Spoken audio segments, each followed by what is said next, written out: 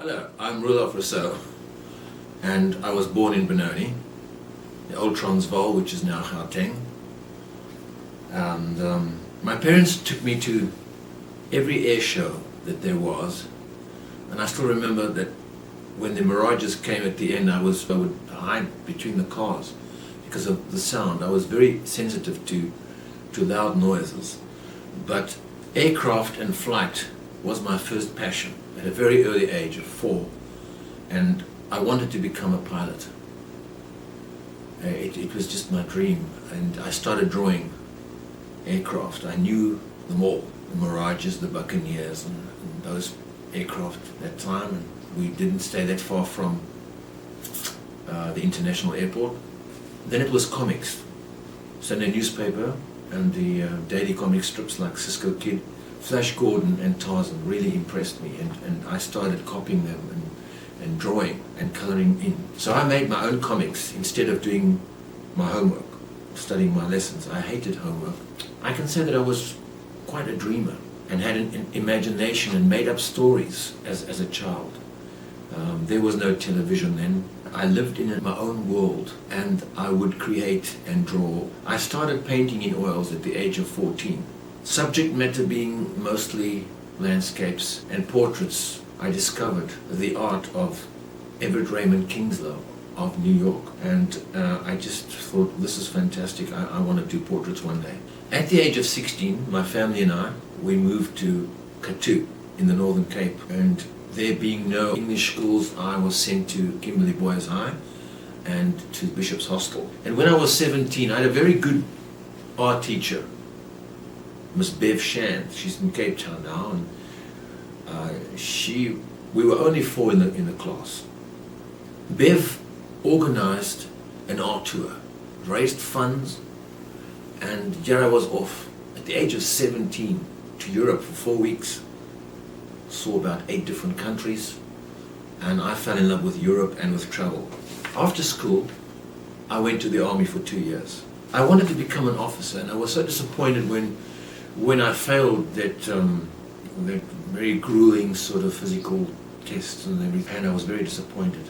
And then things just changed for me. My instructor went to the commandant, the second in charge of artillery school, and he told him that I was an artist and had a great talent, and he took me in, he bought me art materials. I sat in his office doing all sorts of drawings for the regiment and even oil paintings for the mess. My talent afforded me many privileges in the army. Then after the army, there was 3 years of full-time study in Johannesburg, where I got my national diploma in art and design, graphic design. There was a lot of discipline. The lecturers were very strict, and if your project wasn't up to scratch, you would have to do it over again. And I remember one project I had to do over 3 or 4 times, an airbrush project. So we did airbrushing, we did figure drawing. After college, I got a job at Invictus, the Medical University of Southern Africa, as an illustrator, medical illustrator and graphic artist. A very comfortable job, not well paid, but it was my first job. I was there for 8 years. And while I was at Medunsa, I got to know the Artist magazine, because that arrived every month. I would devour it, and I would make copies and even photograph, professional photographs, slides of the beautiful paintings of Ken Howard and Bernard Dunstan. And that's what really inspired me to paint full time. I thought, these guys are so loose, and how do they do it? I was so tight for many years. The artists that inspire me are Van Gogh, Monet, Sorolla, Pirniev, Hugo Naudier, Gregoire, Adrian Bosov, Wolf Kahn, Richard Smith, Joseph Sala of Spain. After resigning from Medunsa in April 1990, I worked from home as a freelance artist with some help from my younger brother Leon.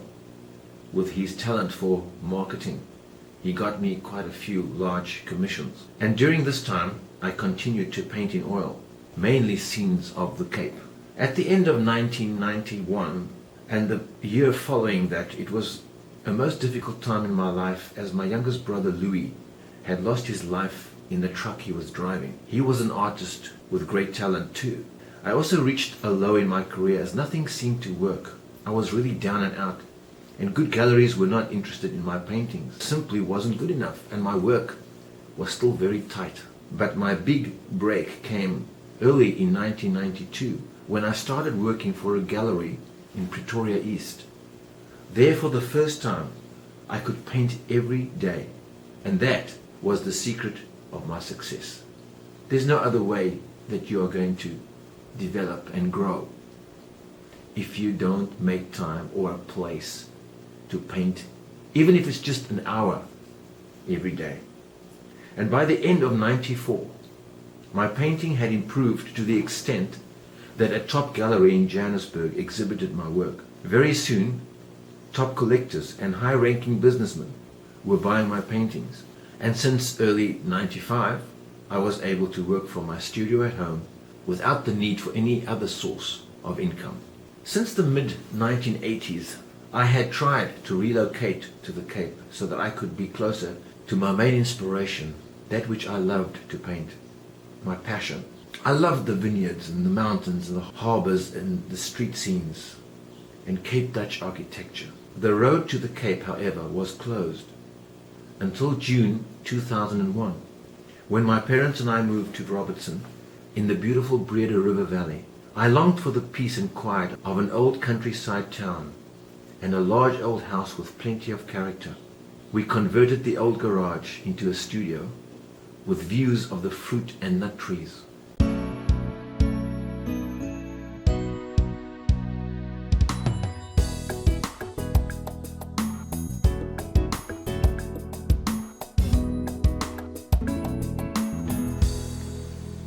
This is the setup that I have here in my studio. A large window that goes really high. That extra top windows there, that extra light is very important. If it's possible to have a window that's higher than normal, I can control the light with the blind. All the glare outside if the sun is too bright, because you don't want the glare to be too much when you're working from the computer. The monitor is eye level.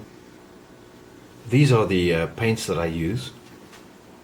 I find that this is the best. This Art Prism, Grumbacher, Winton, the Louvre, and Georgian. And then brushes. I buy my brushes from Eve in Johannesburg, Corlet Drive. These full bits.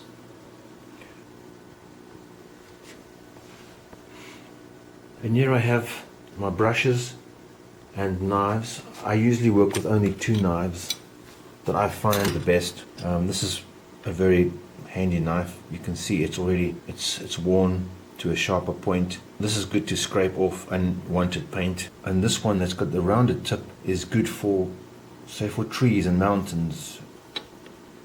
And when I'm finished at night, I put the leftover paint in. Each color gets a little photographic little bottle that seals, and I can leave that overnight until the next day so that you don't waste too much paint. And I work on a piece of glass. Here I got a very useful container that I bought when I was in America painting there. Obviously you put a mineral terps in here, and the brush just really stays pretty clean, relatively clean most of the time. And I use toilet paper, which is really nice and easy to use. So you've got the toilet paper here, you've got paint, you can quickly clean your knives and carry on with the next color, you see? And even here with your brushes. This other little tin, just an ordinary coffee tin. When you've got a lot of paint that you want to get rid of on your brush, you would rinse it off in here, in this one. Shake off most of the paint, and the rest, to really clean. If you really want a clean brush to go onto another color, you shake the rest off. You clean in this container, which has the holes, allowing most of the residue to drop through, thus keeping your terps as clean as possible. Over here, I have a mixture, 50% mineral terps, 50% raw linseed oil. I had this easel made by a neighbor across the road for 500 Rand about 10, 11 years ago. It's a sturdy easel. You need something that, you can see this, it's got a wide base that you really need to be able to, once you've got the canvas on the easel, you clamp it down. Okay, tighten it. And then of course you can lift it, and you've got these holes in here for the different level or height that you want.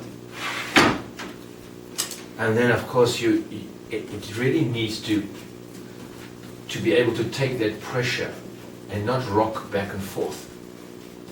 You can see it's pretty sturdy. Very important to have a good, sturdy, solid easel. Then I've got a light here that I designed, and my father made this light for me, which is a backup when it's dark outside, cloudy, rain clouds and maybe raining. There's 3 cool white energy savers equivalent to 100 watt, and then 2 daylight bulbs, which gives a fantastic backup light for when it's rainy, like today is rainy outside. And you can see it's very natural lighting, very good. I don't believe in painting at night, although this will work, but I never paint at night.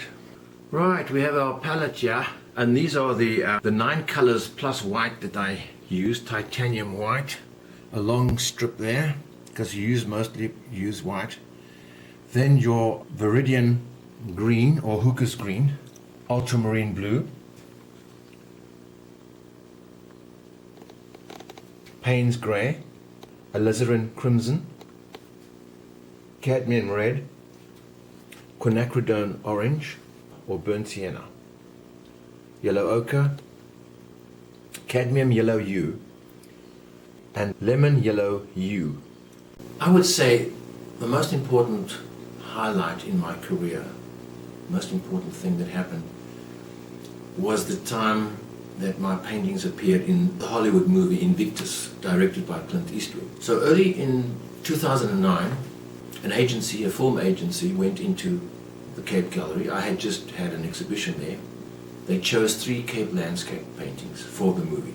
They hired paintings, went up to Pretoria, in the Union Buildings, and when Clint Eastwood got onto the set, and of course seeing these paintings for a few days on the walls there, he liked them so much that he decided to buy 2 of those paintings for his personal collection. That's what the gallery told me. It was all hush-hush. And so only 1 painting came back. The other 2 obviously were sold. And that was a real compliment, because not only were my paintings in this movie, but that Clint Eastwood himself had taken 2 of them back with him. That's a great compliment, and I'm very excited about that. Yeah. Well, that's it. Hope it wasn't too boring for you. I try to make it interesting. That was just a bit of an introduction to tell you about my life and how things worked out. Of course, there's a lot more to it, but there's not enough time. So I really hope that this movie would be informative and helpful and interesting. And I do plan to make quite a few movies in the future, which I hope you will buy and enjoy. So thank you.